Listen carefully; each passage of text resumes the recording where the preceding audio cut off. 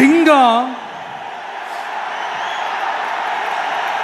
ஒரு சிங்கம் எப்போ எதுலயும் பெக்யூலியர் தான். ஒரு முறை சிங்கம் கர்ஜிச்சதுன்னா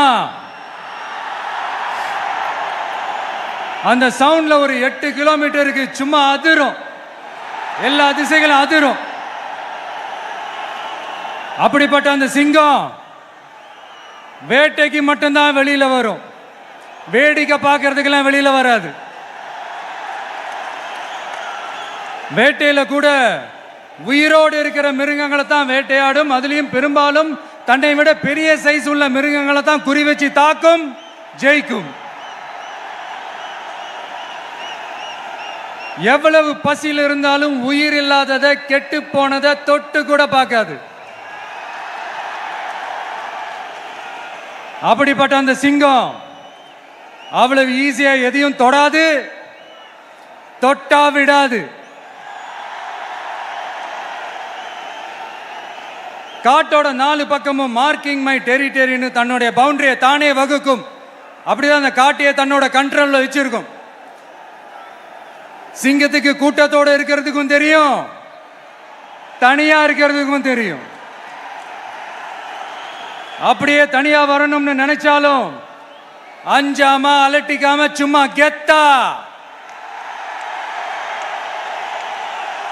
தனியா வந்து அத்தனை பேருக்கும் தண்ணி காட்டும். எப்போ எதுலையும் தன்னோட தனித்தன்மை இழக்கவே இழக்காது. Yes, a lion is always a lion.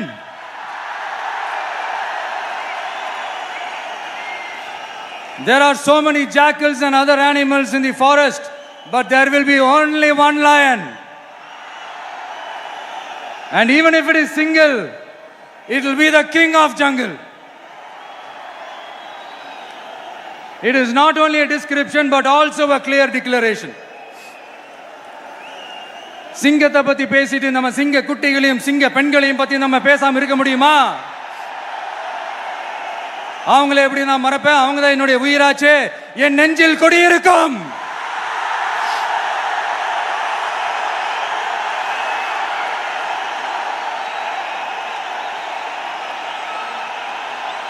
என்னுடைய தோழர்களுக்கும் தோழிகளுக்கும்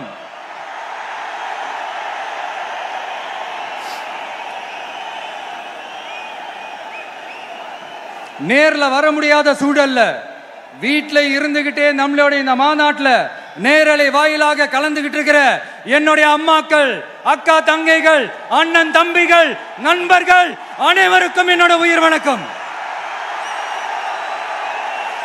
என்னோட உயிர் வணக்கம், என்னோட உயிர் வணக்கம்.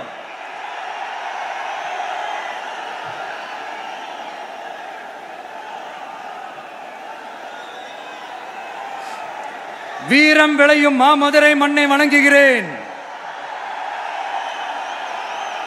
இந்த மதுரைனாலே உடனே ஞாபகத்துக்கு வரது சீறி பாஞ்சி துள்ளி குதிக்கிற யாருக்கும் அடங்காத காளைகள் விளையாடுற அலங்காநல்லூர் ஜல்லிக்கட்டு தான். நம்ம வைகை ஆறுதான் அழகர் ஆத்துல இறங்குற வைபவம். மதுரை மீனாட்சி அம்மன் இந்த மண்ணோட உண்மையான குணம், உணர்வு பூர்வமான மண் இது. அது மட்டும் இல்ல, இந்த மண்ணில் வாழ்ற மக்களும் அப்படித்தான் உணர்வு பூர்வமான ஆளுங்க. நான் இந்த மண்ணில் கால் எடுத்து வச்ச உடனே ஒரே ஒருத்தரை பத்தி தான் மனசுக்குள்ள ஓடிக்கிட்டே இருந்தது. அவர் யாருன்னு உங்களுக்கும் தெரிஞ்சிருக்கும். சினிமானாலும் சரி, அரசியல்னாலும் சரி, நமக்கு ரொம்ப ரொம்ப பிடிச்சது புரட்சி தலைவர் எம்ஜிஆர் அவர்கள் தான். அவரோட பழகிறதுக்கு எனக்கு வாய்ப்பு கிடைக்கல. ஆனா அவரை மாதிரியே குணம் கொண்ட என்னுடைய அண்ணன் புரட்சி கலைஞர் கேப்டன் விஜயகாந்த் அவர்களோட பழகிறதுக்கு எனக்கு நிறையவே வாய்ப்பு கிடைச்சது. அவரும் இந்த மதுரை மண்ணை சேர்ந்தவர் தானே, அவரை மறக்க முடியுமா? தமிழ்நாட்டு மக்கள் உணர்வுபூர்வமா உண்மையா நம்ம பக்கத்திலே நிக்கிறவங்க, அதுக்கு ஒரு மிகப்பெரிய அடையாளம் தான் இந்த மதுரை மண். நம்ம தமிழக வெற்றி கழகம் கையில் எடுத்திருக்கிற அரசியலும் அப்படித்தான். உண்மையான அரசியல், உணர்வு பூர்வமான அரசியல், நல்ல அரசியல், நல்லவங்களுக்கான அரசியல், நாட்டு மக்களுக்கான அரசியல், நல்லது மட்டுமே செய்கிற அரசியல்.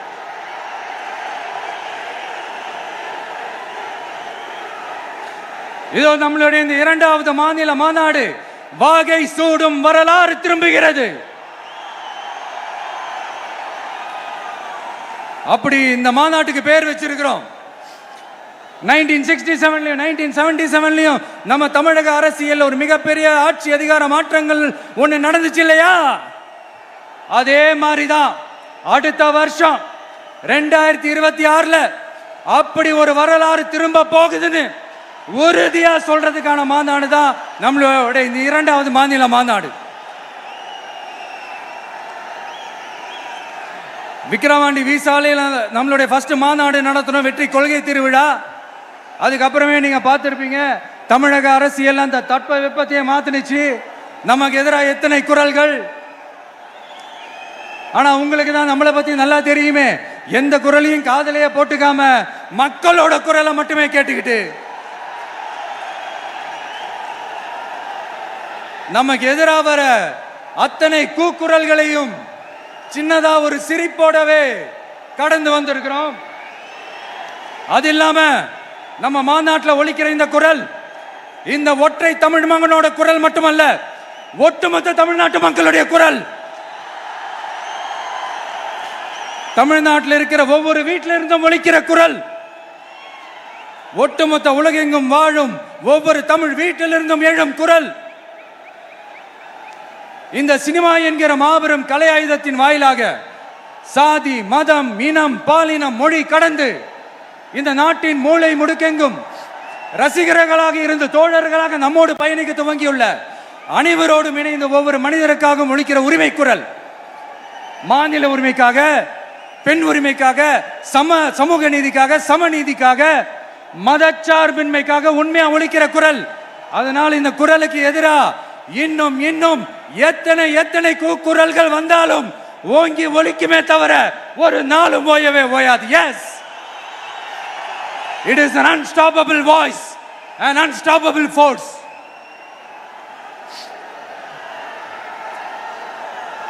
நம்ம அரசியலுக்கு வர்றதுக்கு முன்னாடி அட இவரெல்லாம் வரமாட்டாரியா, அவரே வரல, இவரே வரல, இவருங்க வர போறாரு அப்படின்ட்டு நிறைய பேர் ஜோஷியம் சொன்னாங்க. அப்புறம் நம்ம கட்சியினுடைய பேர் அறிவிச்சதுக்கு அப்புறம் பேரு தானே அறிவிச்சிருக்கிறாரு, மக்கள் கிட்ட பேர் வாங்கணும்ல, அதெல்லாம் முடியாதுன்னாங்க. அப்புறம் ரொம்ப முக்கியமா மாநாடுலாம் எவ்வளோ பெரிய விஷயம், அதெல்லாம் இவர் ஒத்தால எப்படி பண்ண முடியும், சும்மா பக்கத்தில் புசியானதை வச்சுக்கிட்டு மாநாட்டில் எப்படி நடத்தி காட்ட முடியும், அதெல்லாம் அவங்களால முடியாது. அப்புறம் மழை பெஞ்சு எல்லாத்தையும் கெடுத்துரும். ஏன் என் கூட இருக்கிறவங்களே கூட தான் சொன்னாங்க. அதுக்கப்புறம் என்ன நடந்துச்சுன்னு உங்க எல்லாருக்குமே தெரியும். இப்போ புதுசாக ஒன்று சொல்ல ஆரம்பிச்சிருக்கிறாங்க. அது என்னடானா, ஆட்சியை பிடிக்கிறதெல்லாம் அவ்வளோ ஈஸி இல்லை இல்லையா. இப்போ அதெல்லாம் விட்டாங்க, இப்போ இங்கே வந்துட்டாங்க. இவர் நேராக ஷூட்டிங்லேருந்து வருவாராம், வந்து ஆட்சியை பிடிப்பாராம். அது எப்படி இவராலே முடியும், அவராலேயே முடியல, இவராலேயே முடியல, அவருக்கு அத்தனை வருஷம் ஆச்சு, இவராலே எப்படி முடியும்ட்டு ஒரு பக்கம். இன்னொரு பக்கம் கூட்டம்லாம் ஓகே தான், அது எப்படி ஓட்டா மாறும் அப்படின்றது இன்னொரு பக்கம். இப்படி கதை, திரைக்கதை, வசனம், இயக்கம், பாடல்கள்,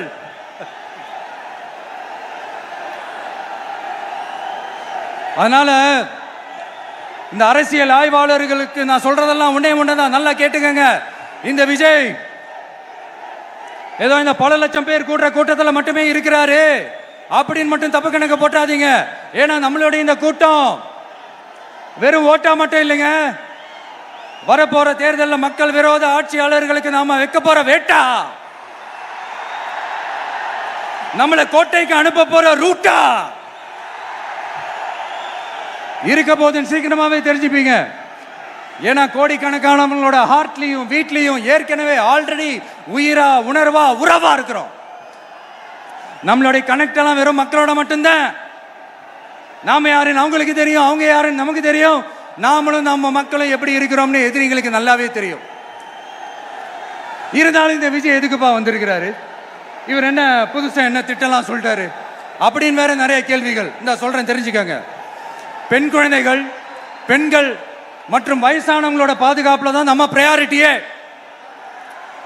அடுத்து இளைஞர்கள், உழவர்கள், உழைப்பாளர்கள், நெசவாளர்கள், மீனவர்கள், ஆதரவற்ற முதியோர்கள், மாற்றுத்திறனாளிகள், மூன்றாம் பால் இனத்தவர்கள்னு இன்னும் யாருக்கெல்லாம் கவர்மெண்டோட ஒரு ஸ்பெஷல் அட்டென்ஷன் தேவையோ அவங்க எல்லாருக்குமான ஒரு கவர்மெண்ட் அமைக்கிறது தான் நம்ம இலக்கே.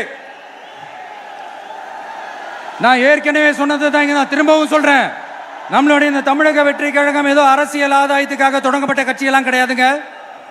கொள்கை கோட்பாடுகளோடு தந்தை பெரியார், பெருந்தலைவர் காமராஜர், அண்ணல் அம்பேத்கர், வீரமங்க வேலு நாச்சியார், மக்கள் சேவகர் அஞ்சலை அம்மாள், நம்மளுடைய 5 கொள்கை தலைவர்களோட வழிகாட்டுதல்களோடு தொடங்கப்பட்ட கட்சி. நம்ம ஸ்டாண்ட்ல நாம எப்பவுமே ஸ்ட்ராங்கா தாங்க இருக்கிறோம். அதுல எந்த மாற்றத்துக்கோ எந்த சமரசத்துக்கோ துளி கூட இடமில்லை. நம்மளுடைய ஒரே கொள்கை எதிரி பாஜக தான். நம்மளுடைய ஒரே அரசியல் எதிரி திமுக தான்.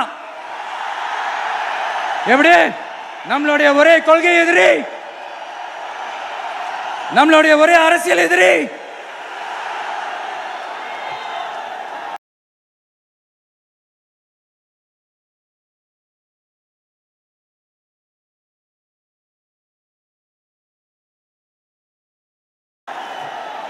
ஏதோ அண்டர் கிரவுண்ட் ஆதாயத்துக்காக டீல் போட்டுக்கிட்டு டீல் பேசிக்கிட்டு இந்த அலையன்ஸ் வச்சுக்கிட்டு இந்த ஊரை ஏமாத்துற கட்சி எல்லாம் நம்ம டிவிக்கே கிடையாதுங்க. யாருக்காகவும் எதுக்காகவும் எந்த பயமும் கிடையாது. மாபெரும் பெண்கள் சக்தி நம்மளோட இருக்கிறாங்க, மாபெரும் இளைஞர்கள் சக்தி நம்மளோட இருக்கிறாங்க, ஒட்டுமொத்த தமிழ்நாட்டு மக்களுடைய சக்தி நம்மளோட நிக்கிறாங்க. அப்படி இருக்கும்போது இந்தியாவில் இருக்கிற எல்லா ஸ்டேட்லயும் வாழ்ற நம்ம தமிழ் நெஞ்சங்கள் மட்டும் இல்ல, உலகம் பூரா 100க்கும் மேலான நாடுகள்ல வாழ்ற நம்ம தாய் தமிழ் உறவுகள் எல்லாருமே என்ன விஜய் தளபதி விஜய் இல்லனா விஜய் தளபதி இப்படி சொந்தம் கொண்டாடுற கோடிக்கணக்கானவங்களோட அன்பு மாசியும் நம்மளோட இருக்கும்போது, இவங்க எல்லாருமே நம்மளோட நிற்கும் போது எதுக்குங்க இந்த பாசிச பாஜகவோட நேரடி கூட்டணியோ இல்ல மறைமுக கூட்டணியோ உறவு வச்சுக்க? நாம என்ன உலகமாக ஊழல் கட்சி? என்ன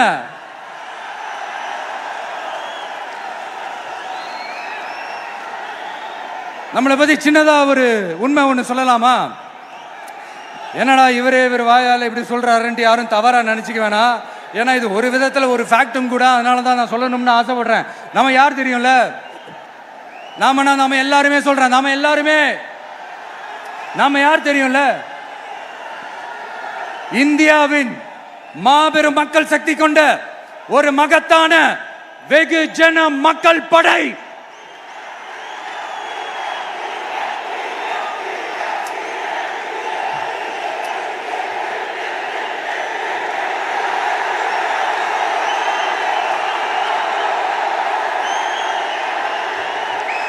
அதனால நம்ம தலைமையில நாம் அமைக்க போற இந்த உண்மையான மக்களாட்சிக்கான அச்சாரமாக மாபெரும் மக்கள் சக்தியே அணி அணியாக நம்மளோட திரண்டு நிக்கிறப்போ இந்த அடிமை கூட்டணியில சேர வேண்டிய அவசியம் நமக்கு இருக்குங்க.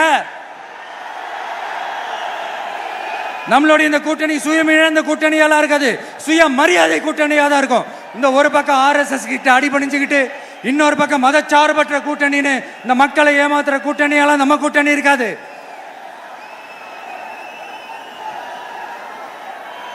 நான் இப்பவும் சொல்றேன், நம்மளை நம்பி வர்றவங்களுக்கு ஆட்சியிலும் அதிகாரத்திலும் உறுதியாக பங்களிப்பு செய்யப்படும். உடனே இந்த கேள்விகள்லாம் வரும். அப்ப யாரு கூட்டணி, யாரு வரா, யாரு போறா, இந்த கேள்விகள்லாம் வரும். இந்த கேள்விகளுக்கெல்லாம் ஒரே ஒரு பதில் தான், சஸ்பென்ஸ்ல சஞ்சாரம் செய்யுங்க. ஆனா ஒண்ணு, 2026 2 பேருக்கு நடுவுல தான் போட்டியே. ஒன்னு டிவிகே, இன்னொன்னு DMK.